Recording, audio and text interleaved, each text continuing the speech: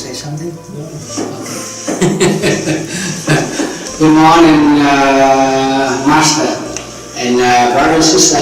Today we are very happy, especially you are very happy to welcome to Master from Washington State and Master from Dallas. His name, my Master, his name Thầy Minh Tịnh, and in Vietnamese name Thầy Minh Nhan. And here brother Phap Nhan, sư chú mình, sư chú Phap Nhan and sư cô Hạnh Minh. Today we welcome you are here to come here to let Buddha teaching. And today Master here, I would like to invite to Master say a few words about Dharma to you. Now please listen. I would like to invite Master to say a few words. You're on, Coach. Anything. Yeah. Welcome. How long do you want me to say something? And around half an hour. Yeah. Say and practice few minutes and chanting. Do you want it in English, German, or Spanish? Maybe my husband can say in German. So my name is Thích Trừng Sỹ, and I'm a Buddhist monk from Trout Lake Abbey, Mount Adam Zen Buddhist Temple. Our school of Buddhism is a little different from Thai's.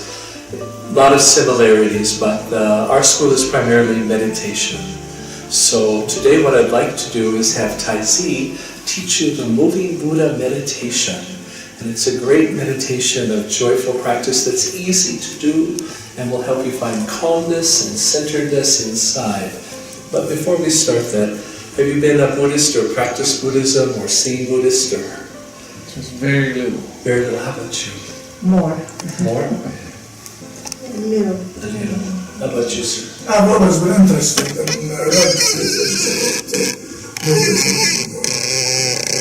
So since you put me on the spot, can I give you a little history of the story of the Buddha? The Buddha was a man just like this man in this room. And he lived a long time ago, about 450 years before the Common Era. And you know, his father was very wealthy. He was a leader and a prince for the area. So back in those days, as now in India, the rich are very rich and the poor are very poor. When the Buddha was very young, it was prophesied that he would either become a great ruler or he would become a great spiritual teacher. And fathers, like all fathers, said, "Oh no, I want my son to be a great ruler. I've got this kingdom, I've got this palace, and we're a strong country. I want him to be a ruler and to be a mighty warrior." And so he structured much of the young prince's life around military arts and ruling and things like that. And he minimized the religious upbringing. How about you? Did your parents ask you to be religious when you were young? I was in a seminary for 7 years. I was supposed to become a priest. Catholic. Roman Catholic. How about you? Did your parents ask you to grow up religious or no? No. Even me, my dad was very open-minded. How about you, sir? Well, they just sent me to a school which was Catholic school, you know, and what do you call it? A boarding school. Yeah. So even today, we have parents that want their children to be religious and opt to get priest with you and to learn Catholicism in school, and some who don't really care. So at this time, the prince's father said, "Oh, I want him to be a mighty ruler." So this went along for some time, and one day the prince snuck out of the house. Did you ever sneak out of the house when you were young? No. I was well guarded. Well guarded. Okay, how about you? Understand. So did you ever leave home without your parents knowing where you were going? Did you ever? No. I can't dare even do that. Yeah. How about you? Not really. I did it enough for a while. So I did it when I was young. I snuck out of my parents' house and went sailing or visiting other people. So the prince did this, and he saw 4 things that changed his life. The first thing he saw was a very, very sick man. And his servant was with him, and he said, "What's that? What's that?" And his servant said, "Lord, that's illness." And the prince says, "I'm young and strong, I'm vital, I'm rich. Will I get sick?" And his servant said, "Yes, Lord." They went on a little bit further, and he saw someone who was very sick. We believe it was elephantiasis, where the limbs get very big. Your legs swell up, or your body parts swell up, or possibly leprosy. Both were common in the Buddha's time. And he turned to his servant, "What's that?" And the servant had to tell him, "That's disease." The prince was amazed. He'd never seen this before in his father's palace. Everybody was healthy and alive. The next thing he went on and he saw a body. And in India then, as they do now, they wrap the body in like a shroud. It's like sort of like cheesecloth. It's material that's very light and it's white colored. And they wrap the body in that, put the body on a bunch of branches and light everything on fire. And the Buddha said to his servant, "What's that?" And he said, "Lord, that's death." And at the time Siddhartha said, "Will I die?" And his servant told him, "Yes." And as they walked on, he saw a last thing. He saw a nude sadhu, a holy man, who was sitting beside the road with an empty bowl, and people would put little bits of food or sometimes money in the bowl. And the 4th thing he said to his servant, "Well, what's that?" And his servant had to say, "Lord, that's a holy man trying to escape the limits of the earth, trying to be free." With those 4 things running through his head, Siddhartha went through many journeys. He studied with great Hindu masters. He left home, and he had a wife and child, and he loved them dearly, but he left them in the care of his father and his servants, and went to find out what was real in life. And from his practices, today we have Buddhism. And so the process of Buddhist practice is not about anything esoteric. It is about truly looking that this flesh will pass away. All my desires, my lust, all of my angers, all my happiness will just pass away. How do I find lasting happiness, lasting peace? How do I find security of my being? And this is the story of the Buddhism and how we work it today. Did you know this story? Had you heard this before?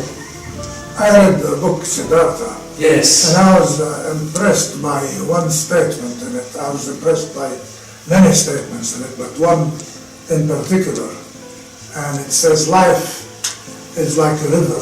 You never step in the same place twice. Absolutely. And I thought that was very interesting. But since then, and I read Siddhartha many years ago. That's by Hesse. By Hesse. Yes. I have a conflict now with what's been going on in Myanmar Yes. with the Rohingyas, and I couldn't reconcile the compassion of Buddhism versus the ethnic cleansing that's happening.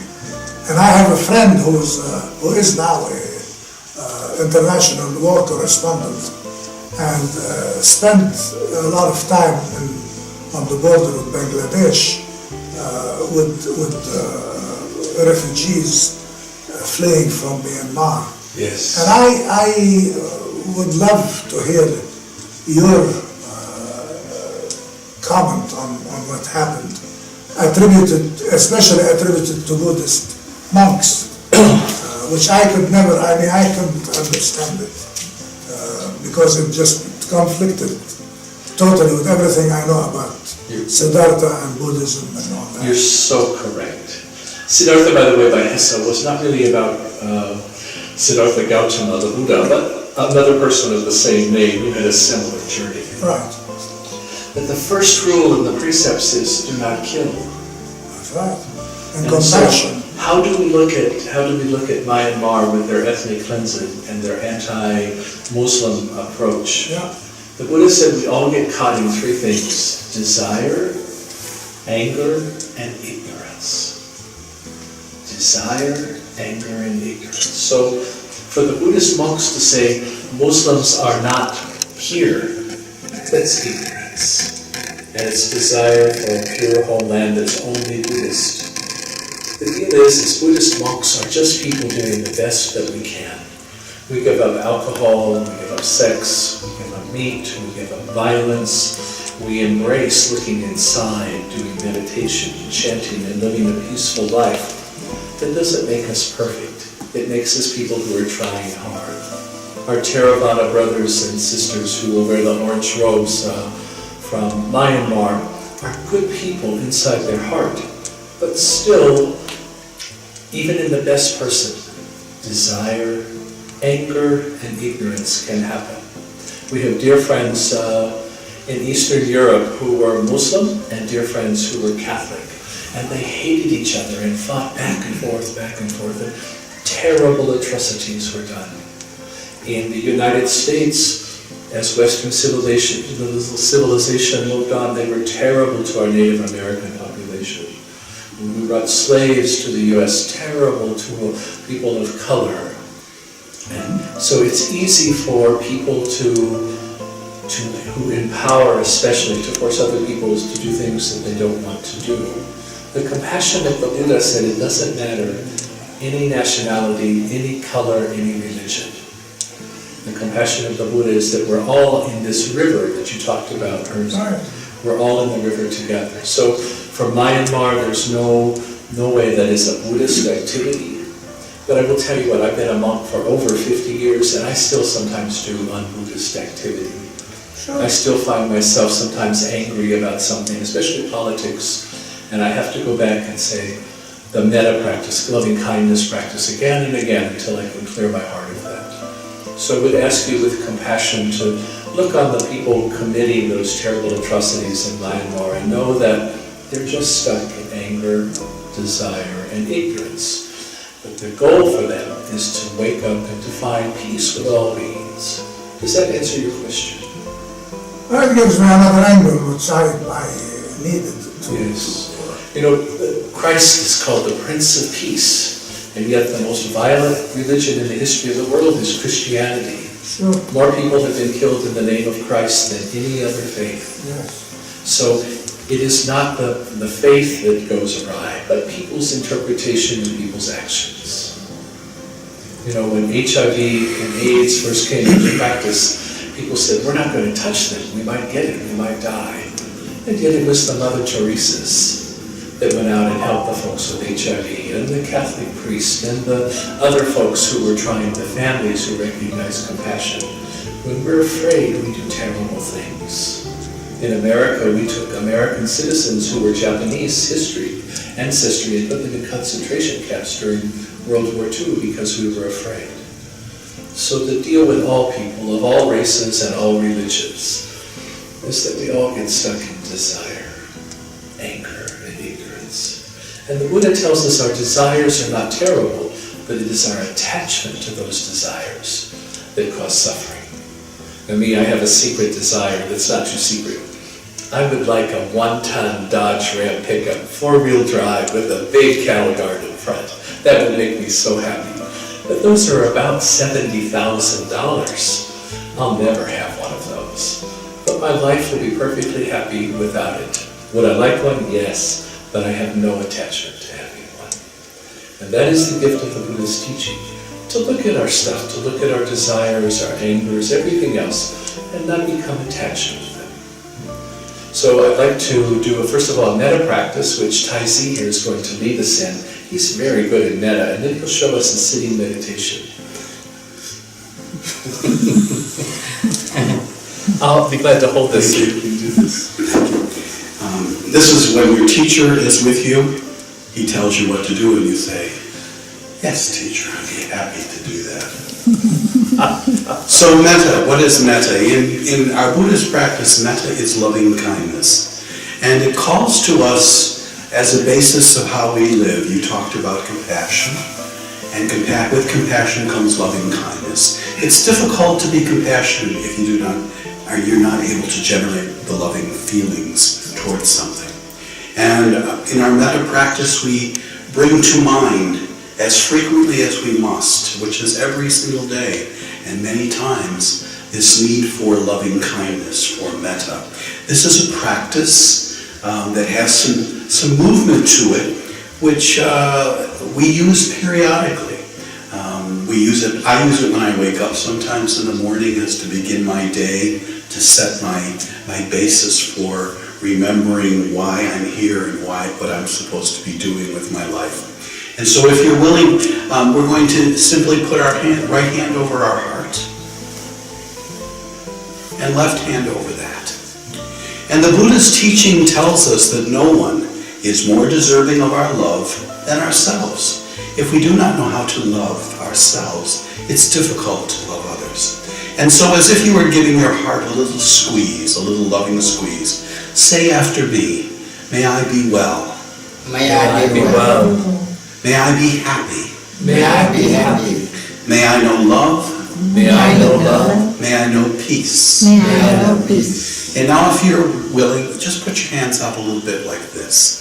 And I'd like you to visualize in your mind's eye and heart someone that is very easy in your life to love. There is no effort to it whatsoever. They walk into a room and loving feelings just generate forth. And visualizing that individual or individuals say, may you be well. May you be well. May you be happy. May you be happy. May you know love. May you know love. May you know peace. May you know peace. And now we'll just put our hands out a little bit further.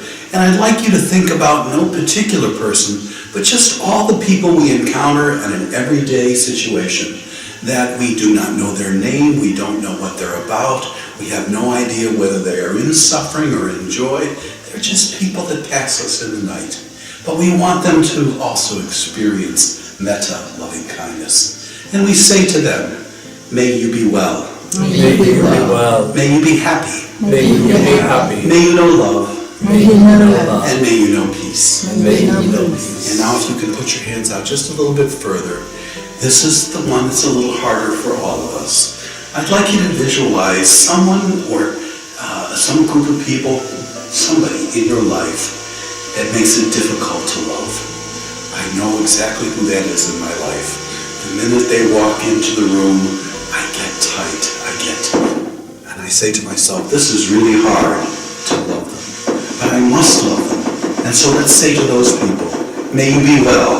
May you be well. May you be happy. May you be happy. May you know love. May you know love. And may you know peace. May you know peace. And now that we've offered up to individuals that we know and don't know, let's extend our arms out as far as we can, offering this metta, this loving kindness, to the whole world which is in desperate need of it, and say, may all be well. May all be well. May all be happy. May all be happy. May all know love. May all know love. May all know peace. May all know And then bring your hands back to your heart, remembering again that the Buddha has told us and taught us that no one is more deserving of our love than ourselves. And again we say, may I be well. May I be well. May I be happy.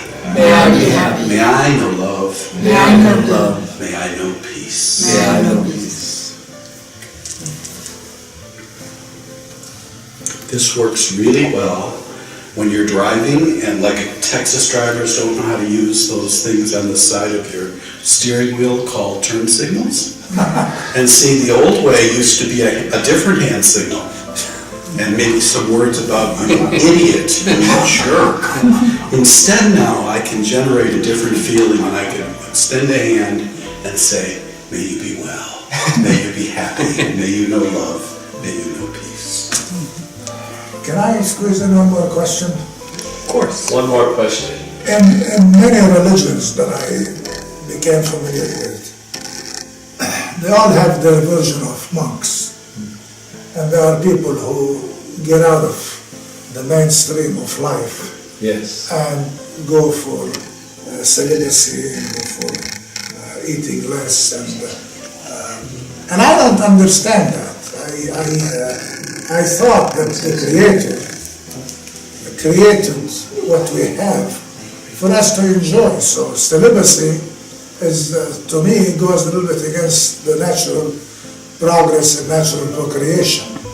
And any other, and I'm not talking about fasting, because fasting is good, but fasting is limited in time and limited in process.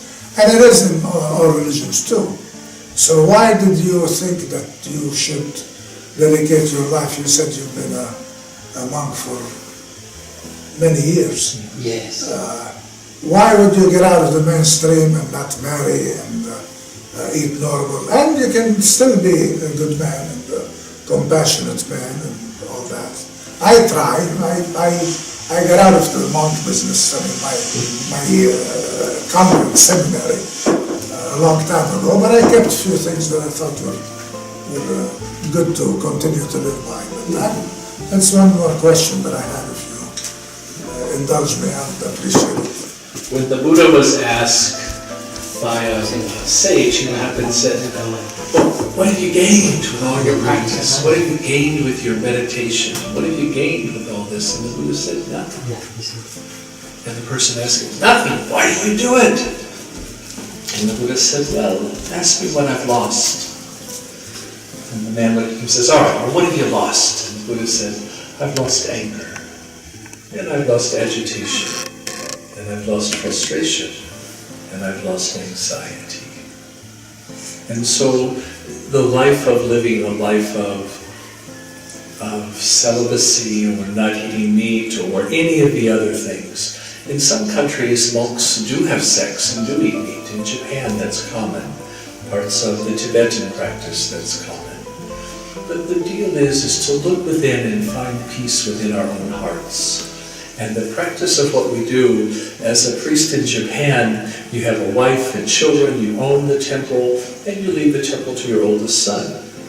And they in turn have a wife and children, and they leave the temple to their oldest son. And after a while, the people who run the temple are not awakened, not enlightened. They're householders who have a business in the temple. And so you lose the quality and the depth of the Buddha's teaching and practice. In the countries where monks are celibate and the temple is not owned by a family, but rather passes on to the next in line, who is the most competent monk there, then you gain the purity of practice and the purity of ongoing religious, ethical actions.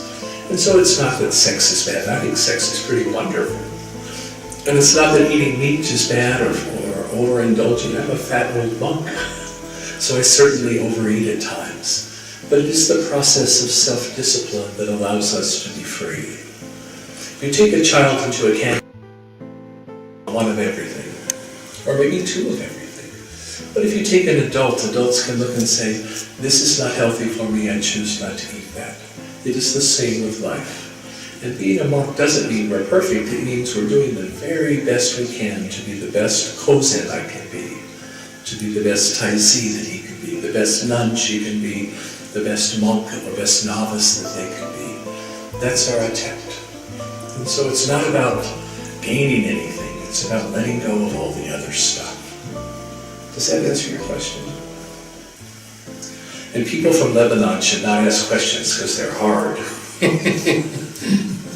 I want to show you one more thing, a simple meditation that Taizhi is going to lead us in.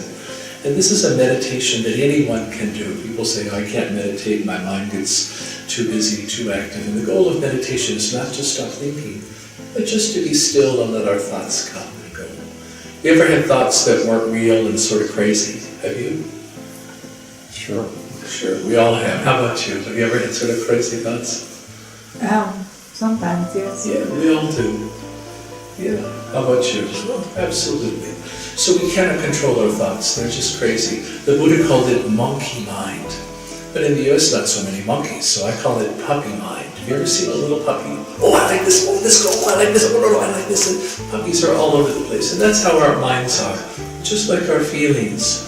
Oh, I don't like Republicans. Oh, I don't like Democrats. Oh, I don't like this. I don't like that. I don't like what they're doing in my bar. I don't like this. We have all of these feelings that arise that are not based on reality. They're just arisings. So meditation is the way to sit back and not pay too much attention to what we're thinking or what we're doing. And Taizhi is just an expert at what we call the moving Buddha meditation. Easy to do, and it'll calm you down, lower your blood pressure, your pulse, and allow you to think a little clearer. So, we know through science that everything is a part of everything else. There is not, my air is not my air, it's our air. My genes and my cells and everything else is intermingling with everything else. And so we are surrounded by energy. And we're going to make a movement during this movement of the 14th step Buddha, which calls to bring a ball of energy down into a portion of our body which is called the hara. The hara is our spiritual furnace, and it's located right here in the lower belly. And so when we do this, if your visualization can be as if you're grabbing a ball of energy and bringing it down to your hara, that will make more sense as we do this. So we start out by putting our hands flat on our thighs, and this is a 14-point movement, and I will count it out for you.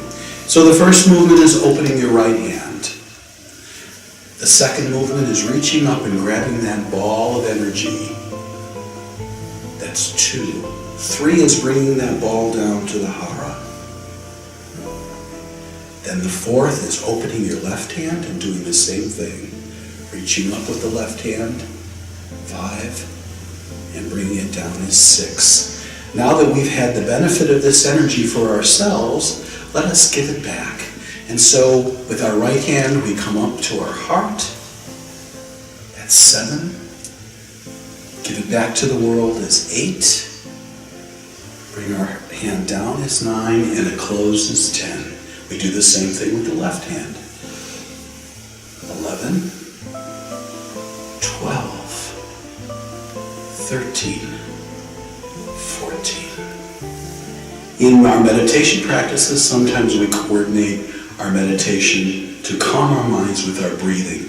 And if you can do some breath work with this, that's really great. But to start out, just counting it works really well. So let's all do this together, and I will count it. Starting with our right, and don't worry if your hands are all of a sudden in the wrong place. Perfect, that's perfect. So with the right hand, 1, 2, 3, left hand, 4, 5, 6, right hand to the heart, 7, out to the world, 8, down to your leg, 9, and close, 10. And the left hand, 11 to the heart, 12 back out to the world, 13 to your thigh, and close. Again, 1,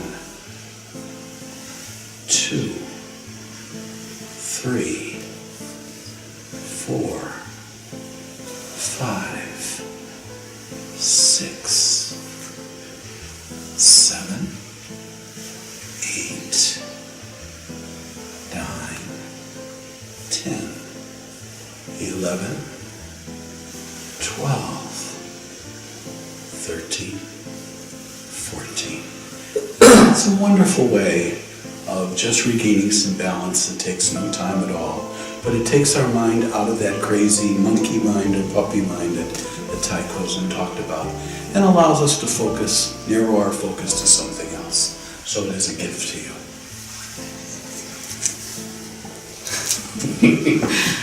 Now, Phap Nhan Beauty, to say something in my... Going back to what Ty was speaking on about jealousy and anger and all those things that arise in the mind, it goes back to wholesome and unwholesome seeds. So we have a stored conscience where that's where the seeds are, and then we have our conscious mind. So if we water the seeds of unwholesomeness, of anger, desire, and all these things, that's going to go to the that's going to go to the conscious mind. So if we water bad seeds, we're going to continue to make them grow stronger, and our other seeds, our wholesome seeds, are going to stay in the stored conscience, and nothing's going to really arise. So the goal is to get rid of the unwholesome seeds. Now they're still going to be there, but it depends on you and how you are, if you continue to water those seeds. So if today's a good day and you're really deeply, compassionately listening to what the monks have to say, and you take it into consideration, you're now watering wholesome seeds, and those unwholesome seeds are starting to die down, so you're not giving them as much attention as they should. So you should continue to, anything throughout the day, that's when mindfulness comes in. So saying something wholesome, doing something wholesome, and thinking something wholesome is not only for monks monks and nuns is it very important, but in our daily life, when we're on the outside world, what we tend to forget about. So that's why mindfulness also comes in. It may not also just be about, even when you, for example, when you get a new car and you're happy, you're watering seeds, and now that's in the conscious mind, and you're wondering, now you're happy, and you're continuing to water those seeds, and they're getting more powerful. So now you have that energy that's stored there, and you're waiting on the next thing to bring happiness. But the main question is that we tend to forget to ask ourselves is, what am I waiting for to be happy? Why am I not happy now? So I just want everyone to put their hands together and then repeat after me. In the morning, think about something wholesome. In the morning, think about something wholesome. In the afternoon, think about something wholesome. In the afternoon, think about something wholesome. In the evening, think about something wholesome. In the evening, think about something wholesome. We have a joyful day and night. We have a joyful day and night. In the morning, say something wholesome. In the morning, say something wholesome. In the afternoon, say something wholesome. In the afternoon, say something wholesome. In the evening, say something wholesome. In the evening, say something wholesome. We have a joyful day and night. We have a joyful day and night. In the morning, do something wholesome. In the morning, do something wholesome. In the afternoon, do something wholesome. In the afternoon, do something wholesome. In the evening, do something wholesome. In the evening, do something wholesome. We have a joyful day and night. We have a joyful day and night. May I be well. May I be well. May I be peaceful. May I be peaceful. May I be happy. May I be happy. May I be freed from suffering. May I be free from suffering, Desire. Anger. Delusion. Hatred. And may the Buddha and Bodhisattva bless and protect all. May the Buddha and Bodhisattva bless and protect all. Anytime and anywhere. Anytime and anywhere. Anytime and anywhere. Anytime and anywhere. Sadhu. Sadhu, sadhu. Long time, long time, long time. Well done, well done, well done. Now now you hold the microphone with.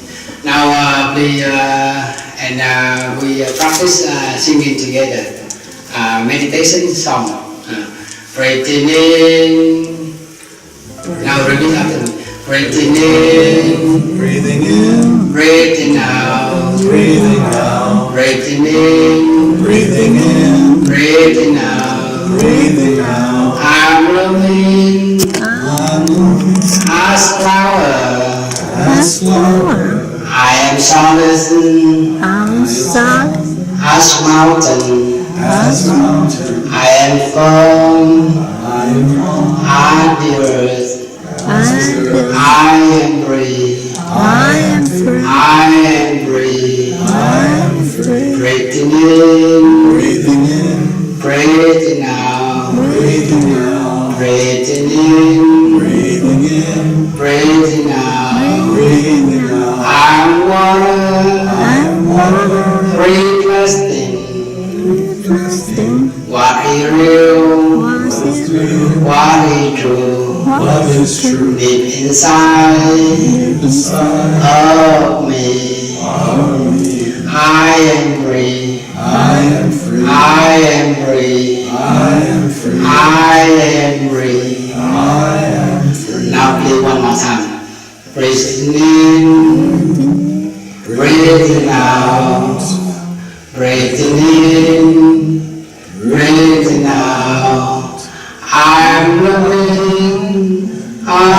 flower, I am solid as the mountain, I am firm as the earth, I am free, I am free, breathing in, breathing out, I am water, breathing, what is real, what is true, and I feel their spaces deep inside of me. I am free, I am free, I am free. I think Thầy Di can sing that song very smoothly. Yeah. Yeah, thank you. This is a metta song. Oh, May I be filled with loving kindness. With loving kindness, May I be well.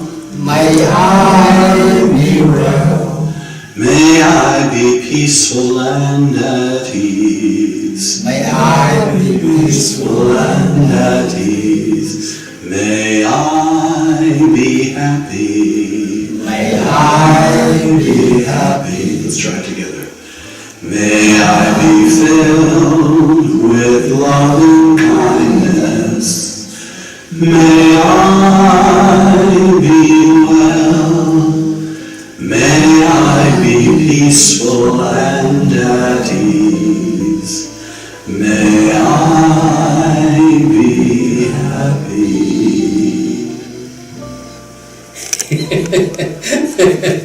It's Frank Sinatra. It's very nice voice. Do you have some song? I think one song more. I would like to invite all the Sangha clap the hand together. Here and now we practice together. 1, 2, 3. Here and now we practice together. Our happy life we live in peace and joy. Repeat after me. I sing first and you follow me. Here and now we practice together. Here and now we practice together. Our happy life we live in peace and joy. Our happy life we live in peace and joy. Body and mind we live in harmony. Body and mind we live in harmony. Present moment we live so happily. Present moment we live so happily. Now again. Here and now we practice together. Our happy life we live in peace and joy. Body and mind we live in harmony. Present moment we live so happily. Present moment we live so happily. Here and now we practice together. Our happy life we live in peace and joy. Body and mind we live in harmony. Present moment we live so happily. Present moment we live so happily. Present moment we live so happily. This song from Phap Nhan Temple from my writing. Now Phap Nhan repeat again. Sing that song again. Here and now we practice together. Our happy lives we live in peace and joy. Body and mind we live in harmony. Present moments we live so happily. Present moments we live so happily. Here and now we practice together. Our happy life within peace and joy, body and mind within harmony. Present moments we live so happily. Present moments we live so happily. Present moments we live so happily. This favor for you. When you go somewhere, another time somebody invite you to sing the Dharma song or meditation song, another time you hear the song you learn by heart, and another time you sing with your family, your loved one. Now, will you say something more? Yeah. One thing. Yeah. Tracy has a good voice, and there's something called a mantra or a dharani, and even to hear the sounds of these words, to hear the sounds of the song brings about peace and harmony. He's going to chant for us the Medicine Buddha song. This is quite lovely, and he'll do it through twice? 3 times. 3 times. So you're welcome to sing along, but listen to the sounds of the words. Don't worry about what it says.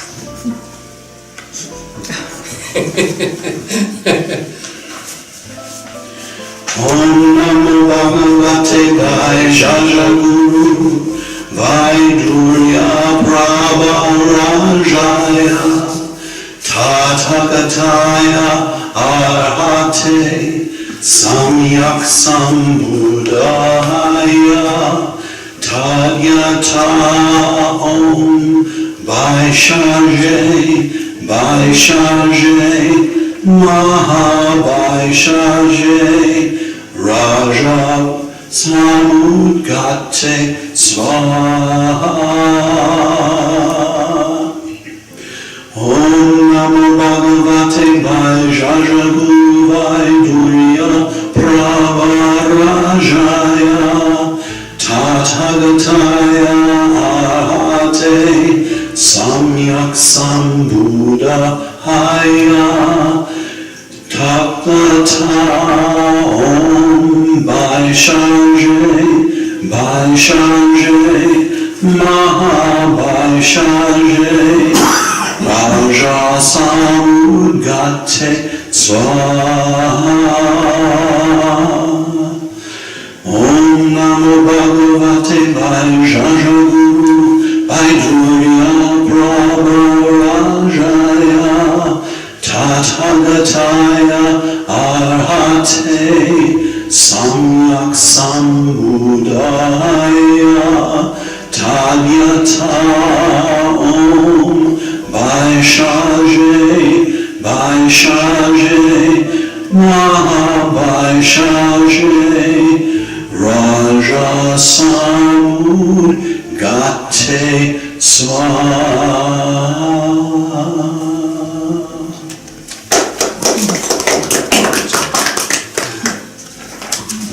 That is the Medicine Buddha chant, and it said just the sounds of it alone causes peace in our lives.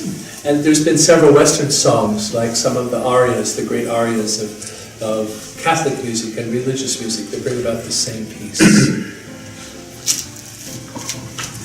Yeah. I would like to share one thing, practicing, sharing all the compassion day to all the rest. In the morning, we wake up, we smile, and recognize that we are alive. My eye still bright.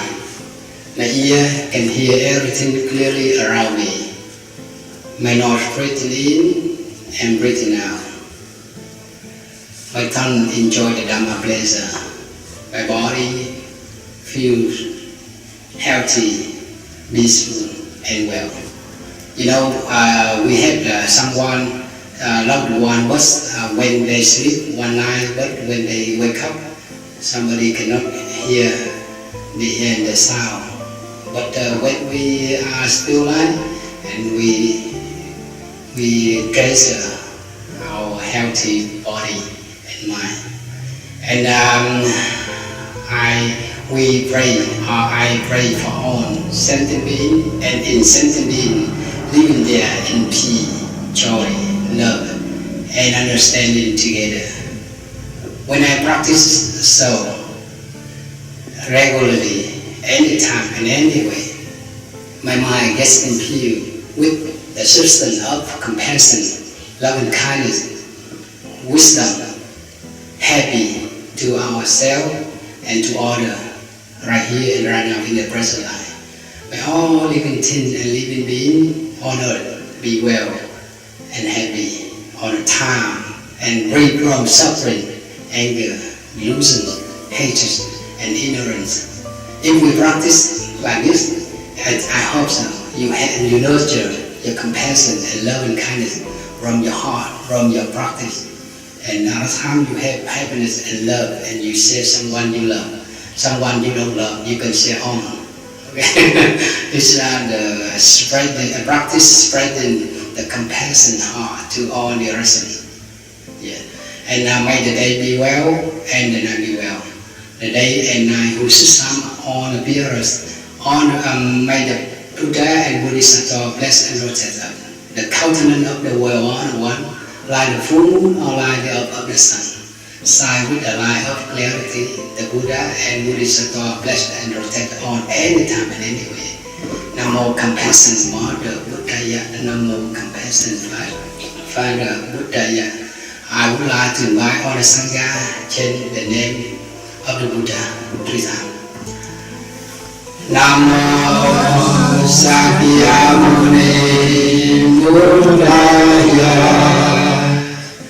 Namo Sakyamuni Buddhaya. Namo Sakyamuni Buddhaya. Thank you to Master. Today we are lucky to meet to Master here and now. Thank you, brother and sister. Today you come here to learn the Buddha teaching from all the Sangha here. When you have free time, sister can contact me by email, by text message. Other time we learn together. Today we are here and we learn the Dharma teaching. We learn to practice the meditation song. And then another time when you come here, other time you sing without paper. You have homework. Thank you so much. Yeah. Now you free talking.